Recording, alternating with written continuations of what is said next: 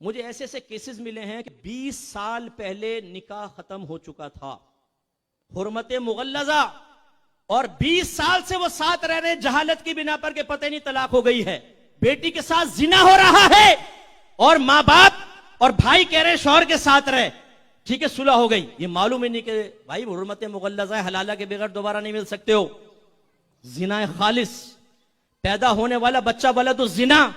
मैं आप सबसे क्वेश्चन करता हूं, ये बताइए कि आप ये चाहेंगे कि आपकी बेटी के साथ जिना हो? बोलिए, क्या आप ये चाहेंगे कि आपका बेटा जिना करे? अगर आप कहेंगे नहीं, तो फिर मैं आपसे पूछता हूं, अपने बच्चों को आपने तलाक के मसाइल सिखाए? बाज़ औक़ात शौहर गुस्से में बाज़ अल्फाज निकालता है, नियत ना भी हो तब भी तलाक वाक़ई हो जाती है, और वो किनाया लफ्ज होता है और उससे एकदम निकाह ब्रेक हो जाता है। इसके बाद सुलह की वाहिद सूरत ये होती है कि दोबारा तजदीद निकाह किया जाए, वरना सुलह नहीं हो सकती है। मिसाल के तौर पे बीवी कह रही थी छोड़ दो मुझे, मैं तुम्हारे साथ नहीं रहती, शौहर ने कहा जा तुझे आजाद किया। जैसे ही गुस्से में लड़ाई के दौरान लफ्ज आजाद इस्तेमाल करेगा, निकाह ब्रेक हो जाएगा फौरन। अब दोबारा अगर साथ रहना है, जदीद निकाह करना होगा। मेरे सामने इतने केसेस आए जो बाद में पता चले, पहले होते तो मैं रोक देता, लफ्ज किनाया से तलाक हुई, निकाह ब्रेक है, आगे जी माँ बाप भी देखो बेटा सुलह कर लो, अच्छी बात नहीं होती, लड़ाई झगड़ा किस घर में नहीं होता।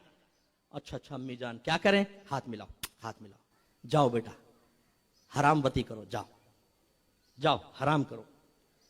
यानी गौर करें, हलाल समझ के हराम करना, जिना को हलाल समझकर आज हमारे बाज घरों के अंदर ये जिना हो रहा है, हलाल समझकर। क्यों? इल्म दीन नहीं सीखा हुआ। मैं आप सबसे गुजारिश करता हूं, वैसे इन अल्फाज से कंडीशनल तलाक होती है, एकदम डायरेक्ट नहीं हो जाती, लेकिन याद कीजिएगा अगर ये अल्फाज आपने अदा किए हैं तो किसी आलिम दीन से इसका हुक्म मालूम करें कि तलाक तो नहीं हो गई थी।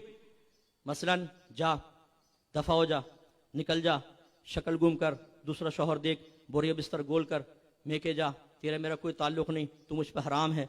इनसे तलाकें पड़ती हैं, पता है आपको? सीखे हैं आपने ये मसाइल?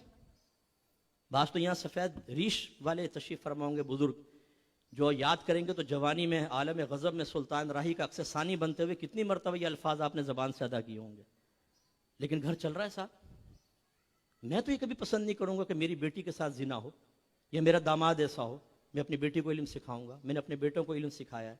हम घर में अपने रोल मॉडल बनने की कोशिश करते हैं ताकि हमारे बच्चे अपने दवाजी ज़िंदगी को अच्छा गुजारें। लेकिन आप क्या कर रहे हैं ये तो सोचिए।